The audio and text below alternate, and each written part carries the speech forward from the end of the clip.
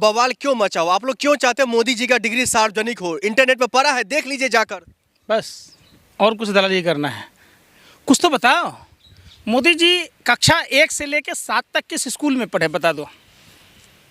अरे बताओ सत्ता के दलालों, बताओ तो सही। बड़ी तेजी में बोल रहे थे ना। उस स्कूल का नाम बता दो कोई पत्रकार, मान लूंगा तो मैं। वो कह रहे हैं अपने गृह क्षेत्र में रह करके वो पढ़ाई लिखाई किए हैं, एमए बैचलर की डिग्री ली है, आप लोग बवाल कर रहे हैं उस पर। मोदी जी के जन्म तिथि को लेकर विवाद है। मोदी जी की दो जन्म तिथियां हैं। एक है 29 अगस्त 1949, दूसरा है 17 सितंबर 1950। अब बताओ एक आदमी का 2 बार जन्म कैसे हो सकता है, वो भी साल भर के अंदर में? कभी उस पर बात किए? प्रधानमंत्री नरेंद्र मोदी कक्षा 1 से लेकर 7 तक दरबार स्कूल में पढ़े। पहले तो ये जानकारी आप रख लीजिए, उस स्कूल का नाम दरबार स्कूल था। दूसरा कक्षा 8 से बड़नगर के बीएन हाई स्कूल में पढ़े।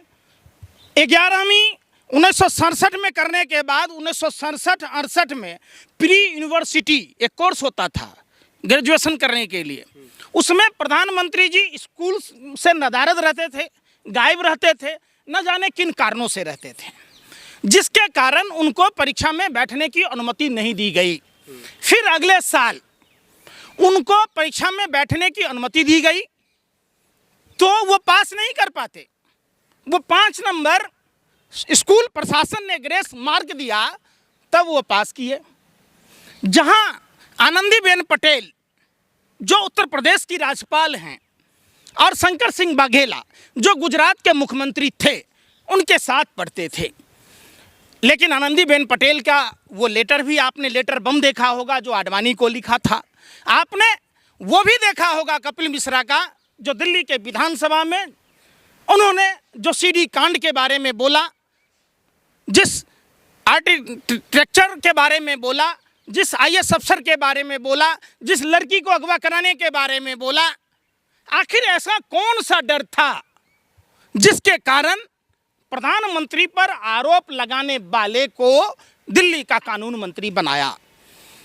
दूसरी बात, सबसे बड़ी बात जो होती है, जब प्रधानमंत्री 17 साल की उम्र में 18 साल की उम्र में शादी करते हैं, 2 साल बाद जसोदाबेन को बगैर बताए तालाक दे देते हैं। जबकि प्रधानमंत्री ने तालाक पर जो कानून बनाया, वो कह रहे थे 3 बार तालाक, तालाक बोलने से जो तालाक की प्रथा पर उन्होंने ये किया। तो एक बात बताओ, बगैर बताए पत्नी को छोड़ देना क्या राजधर्म है? सबसे पहली बात। अब बात आइए, आप तमाम आप जैसे पत्रकारों की बात होती है, प्रधानमंत्री की पूरी जीवन कुंडली मेरे पास है।